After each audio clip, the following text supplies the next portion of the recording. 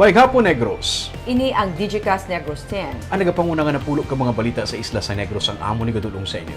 Update ninyo kami via Facebook, YouTube, kag sa KK Channel 11. Kag sumubati nyo kami live sa FM station nga 91.1 FMR Bacolod. Kag yari na ang top 10 nga mga balita sa Negros subong adlaw. 26 ka mga badyaw nakapalagyo sa gym sa Barangay Subag sa Bacolod. Pamuno sang DSSD, ginpangayuan sa paatag. 16 ka mga kumpanya ginisyuhan sa show cause order bangod wala nakalimit sang SSS sang ilang mga empleyado. Babae nga nasapuan patay sa tangkal sa Bacolod City, nag-angkon sang limatanan ka mga igo sa bala sa lawas. Governor Lacson, nagapati nga hindi na kinahanglan magdeklarar sa state of calamity angon sa pagkalamatay sa mga baboy sa Negros Occidental. Kag sa Good Vibes Coffee Farmer sa Murcia, padayon nga ginkilala bilang producer sang fine grade nga kape. Tinatanan sa Digicast Negros 10. Sa number 10,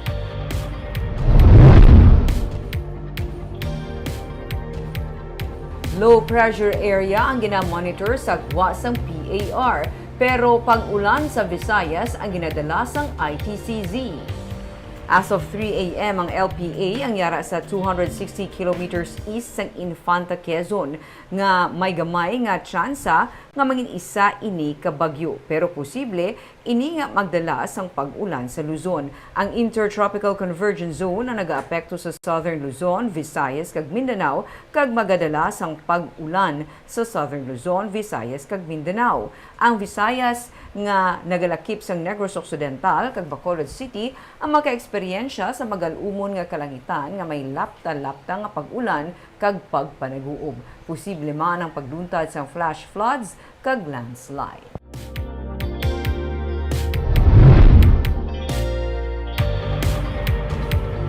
Sa number 9, may isa pagit sa karon nga kumpanya ang interesado sa bulk water project sa probinsya.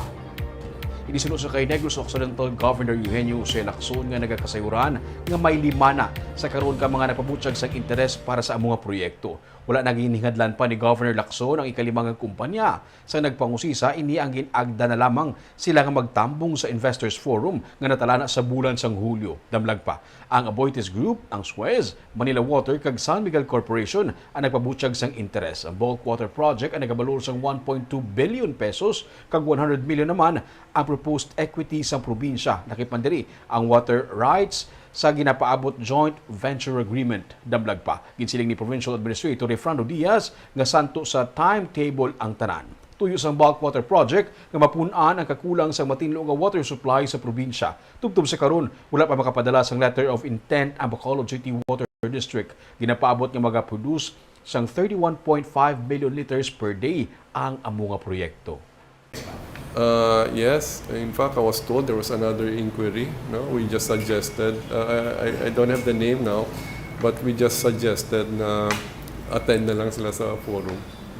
No, para if they're really serious, I think they should attend the forum. Saan na siya po next month? May definite date? Why pa ko date, but definitely ang schedule natin is July.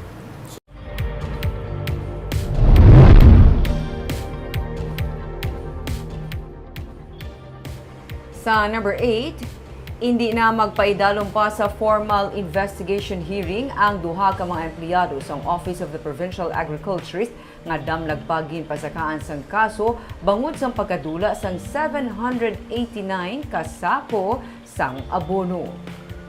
Inisunod kay Provincial Legal Officer Alberto Nelias Jr. nga nagsiling nga ang sabat Nanday Hermenegildo Basilio nga regular nga empleyado kag Agriculturist 1 kag Joy Cardinal nga isa ka casual employee ang magaserbe naman nga ila depensa sa grave misconduct, serious dishonesty kag malversation of public funds nga gin-file batok sa ila. Suno kay Nelias, sa bahin ni Basilio, sarang siya sa gihapon makasubmit sang iya nga position paper kag bisan pa duga nga ebidensya para magsuporta sa iya nga sabat. Suno kay Nelias, ginsabat man ni Basilio nga siya ang ginmanduan lamang nga magbaton sang abono rason nga siya ang nag-receive sini sang gin-deliver sa bodega sa Bagos City.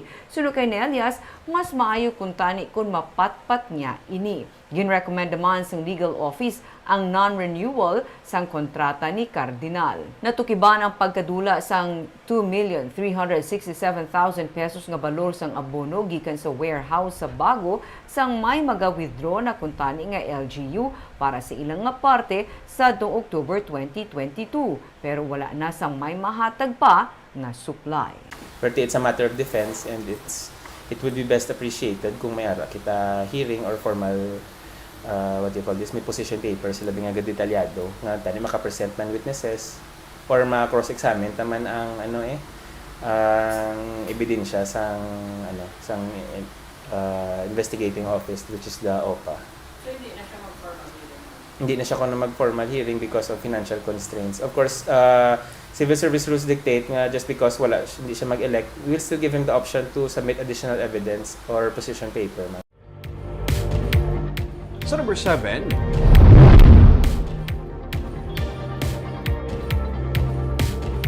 isa ka high-value individual nga ginapatihan source sa illegal nga droga sa nagaluso sa Kabangkalan City ang arestado sa buy-bust operation. Arestado ang isa ka persono sa ginpatigayon nga drug buy-bust operation alas 6 kagabi sa Purok Patawhay, barangay Biniquil, Kabangkalan City. Ginkilala ang suspetsado kay Jonathan Gasalaw alias Bayong, ginakabig nga high-value individuals ng PNP. Nakuha sa buy-bust operation ang 16 tanan ka heat-sealed transparent plastic sachets ang nagaunod nga ginapatihan shabu. Dala na diri ang buy-bust item kag mga drug paraphernalia. Ginabulubanta nga naglabot sa 60 grams ang nakuha ang illegal nga droga sa kay Gasalaw nga mayara sa standard drug price nga 408,000 pesos. Sa report sa Kabangkalan PNP, si Gasalaw ginakuhaan sa mga nauna na nga nagkadakpan sa mga ginpatigayon nga buy-bust operations ng kapulisan sa Kabangkalan City. Yara karon sa kustudiya sa kapulisan ang suspetsado kag pasakaan sa kaso nga paghupot kag pagbaligya sang illegal nga droga.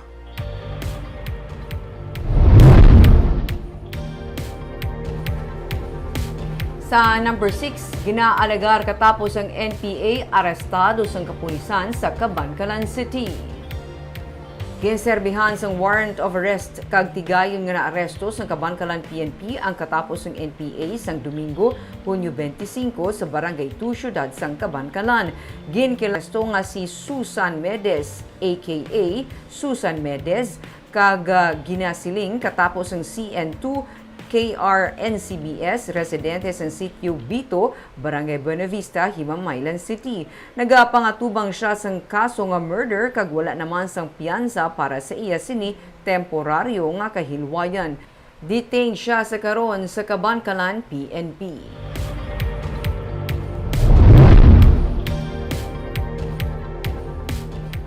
Sa number 5, may 5 tanan ka mga igo sang bala ang babae nga nasapon nga patay sa tangkal sa Barangay 6 sa Bacolod City sa kahapon.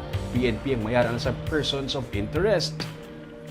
Ginakabig sang PNP nga drug-related ang natabo nga pagpatay sa kay Junilyn Aligada sang kahapon sa Barangay 6 sa Bacolod City. Ang biktima ang isa ka drug surrendery kag kabahin sang ila nga drugs watch list. Sunod sa kay Police Captain Vincent Paul Pendon, commander sa Police Station 2, 5 tanan ka igo sang bala sa nagkalananaing nga bahin sang iyang lawas ang naangkon sa biktima. Nasapon na lamang siya nga patay na sang iyang kaingod balay sa may tangkal sa ilang purok. Sunod sa kay Pendon, may persons of interest na sila pero nagapangita pa sila sang saksi nga makatudlo sa isa tub-tub duha ka mga suspetsado. Sunod sa kamugulangan nga anak sang biktima, wala man nakapanugid ang iya iloy angot sa mga persona nga mahimo nagahingabot sa iya nga kabuhi. Wala naman sila nagalaom pa nga makaangkon sang hustisya sa kamatayon sang ila nga iloy.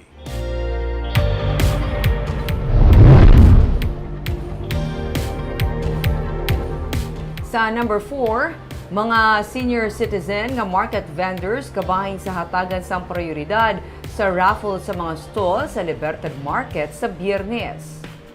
May masobra pa sa isa kagatos nga manugbaligya kabahin diri mga senior citizens sa Libertad Market nga napaslawan nga makaangkon sang pwesto sa annex building sang merkado. Sino kay City Legal Officer Attorney Romeo Carlos Ting Jr., kabahin sila sa tagaan prioridad sa liwat nga pag-raffle para sa 35 ka mga nabilin nga stalls sa merkado sa Biyernes. Ginausisa naman karon sang Local Market Committee ang nabakante nga stall sa fish section sa Libertad Market nga sarang itugyan sa mga market vendors nga wala man magabutan sa raffle. Ginadiho naman ang pagpatigayon sa night market sa Dalan Amelia kag Mercedes nga yara lang sa kilid sang merkado. Sa tion nga ma-award kag makapwesto na mga vendor sa merkado, magapatuman sa clearing operation ang City Legal Office Enforcement Team agud mapasiguro nga wala sang magaladlad sang baligya sa kilid sang dalan. Ma-raffle kami liwat bilang katatlo na ni na-raffle na o ang wala kadaog na magaan sila gaan mo second chance ko kay kundi may-ari ni sa sulod na gusto man Japon mag night market di kung may bakante pa pwede Japon sila sa night market Prioritize ang wala na ang wala kadaog dayon ang sa sulod pwede namon magaan second priority kay para hindi naman sila kareklamo.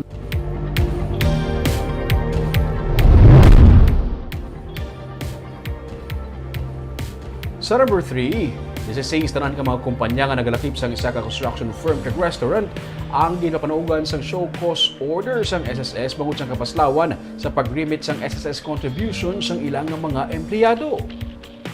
Humalin sa Lunes, isa-isang katuan sa katapos ang SSS Visayas West 1 Division Race Team o kung run after contribution evaders ang 16 tanan ka mga delinquent employers nga wala nagabayad sang contribution sa ilang mga empleyado. Sunod sa kay Josefa Pineda, Acting Regional Communications Officer sang SSS Visayas West 1, kabayan sa ilang ginisyuan sang show cause order ang mga construction firm, mga kilalang restaurant, kag iban pa nga kumbuyahan sa Bacolod City. 15 days ang ginhatag sa mga employer sa good ma-settle ang wala nabayaran nga contribution sa ilang mga empleyado. Antes pa man ang posible pagpasaka sa criminal case batok sa ila. Sa records ng ahensya, may kabilugan nga 8.3 million pesos ang delinquents accounts sang 16 ka mga employers. Sa number 2,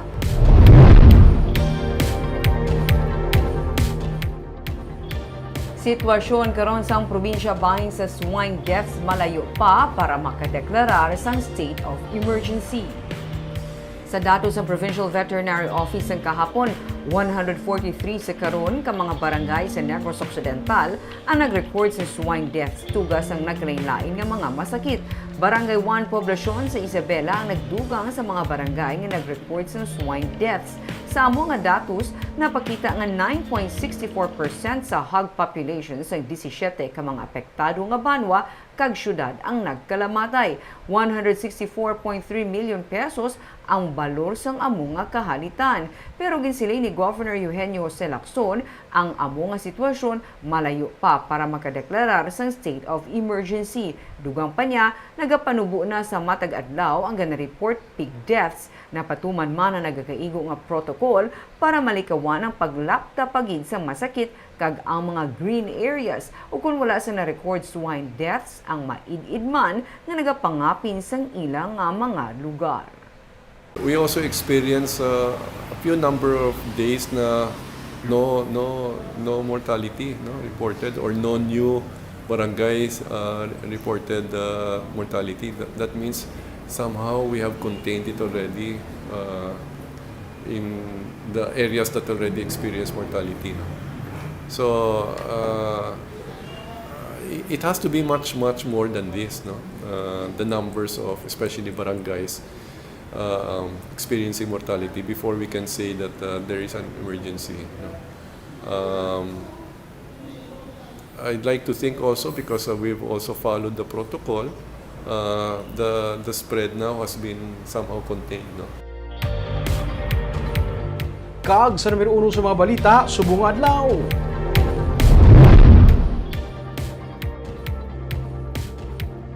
Sa mga badyaw nakapalagyugikan sa gym sa Barangay Sumag sa Bacolod City. Pamuno sang DSSD sa Bacolod City ginapangayuan sa patag.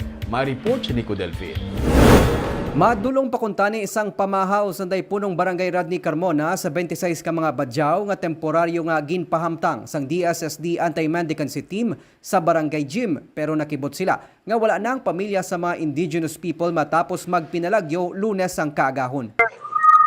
Hindi mabugal kayo asaw pa niya lakas asaw sugad lawo pa magitor kuha niya sumag Kaina liwat naging pangita sang kapulisan kag Anti-Mendicancy Team ang mga badyaw. 15 sa ila ang nasikop sa Bacolod Public Plaza kag karon ginpahamtang sa Bay Center. Suno kay Sally Abelarde, pamuno sang DSSD Bacolod, may 38 pa ka mga badyaw sa youth home sa Barangay Vista Alegre nga karon ila na ginaproseso para mapapauli sa Zamboanga. Ang iban may ato nga nakitaan sa Punta Taytay, na sundari sa ginhalinan, sa ginpuaan man to bala. Sa may barangay to na yun, ara. Kag ina sa plaza, kay ga round up ang staff subong. Out of 26, may 15 na nga nakuha. Kag May 15, so may iba naman to nga na dulong to sa 38 ka individuals. At to nga, to man sa youth home, kaghapon man, sang aga, gin pasulod, may taga-sumag man to gym. Damlag pa, si City Administrator Attorney Pacifico Magari III ang nag-issue na sang notice to explain kay Abelarde angot sa paglabot sang 80 ka mga badyaw halin sa Bacolod sa Iloilo City.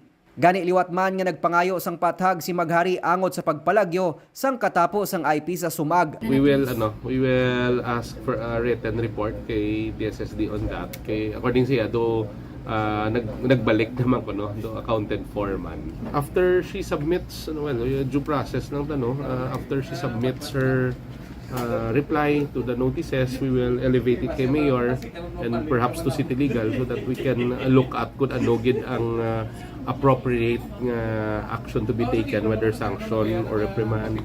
May 72 na ka mga badyaw nga ginpabalik sa Bacolod halin Iloilo ang nadulong pauli sang DSSD Anti-Mendicancy Team sa Zamboanga. Nagapadayo ng pagsikop sang team sa mga badyaw nga ginareklamo nagapangalimos sa mga dalanon kag sa mga commercial establishment sa syudad. Nico Delfin para sa DigiCast Negros.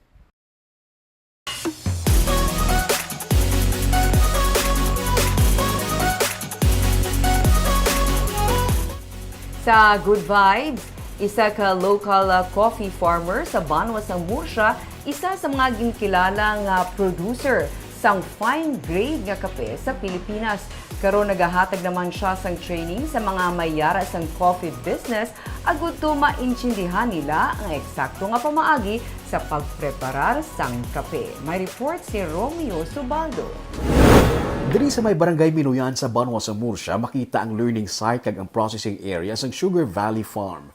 Producer sila sa robusta nga kape o kun ang mas kilala naton bilang native nga kape. Mas maisog kay man, mas damo ang caffeine nga content.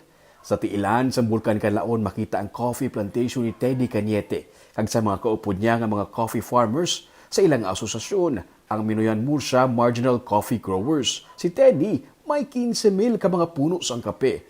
Sa sulod sang 3 na katuig, ginkilala sang Coffee Quality Institute ang ilang kape bilang fine grade, ang pinakamataas nga grade nga ginahatag para sa kape. Na nari-sari nga mga coffee shops na ang ginasuplayan nila sang kape, hindi lang diri sa Negros.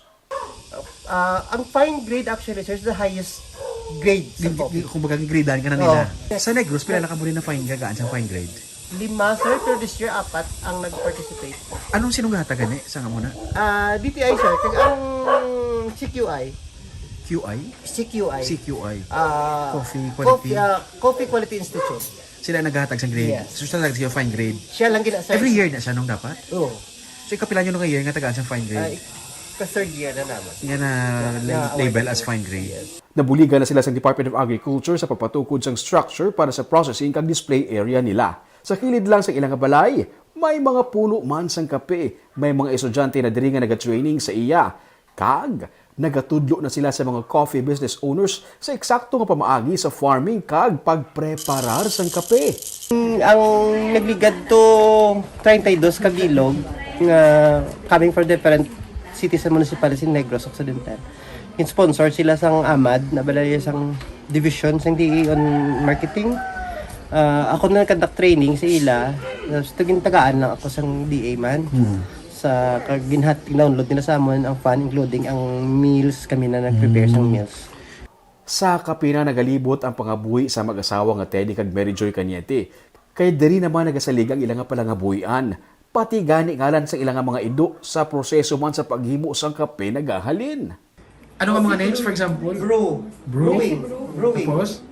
Si Bricks, may sugar content sa coffee. Okay. Si Ice. Okay. Si Fine.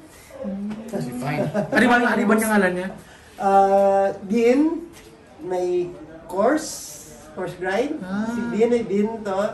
Si may isa kami kagising sa lakad, lola patay kay ni ngamon nga na nanay ngido. Si Red to siya, Red Cherries naman siya. Pila ni sila tanan kabilo?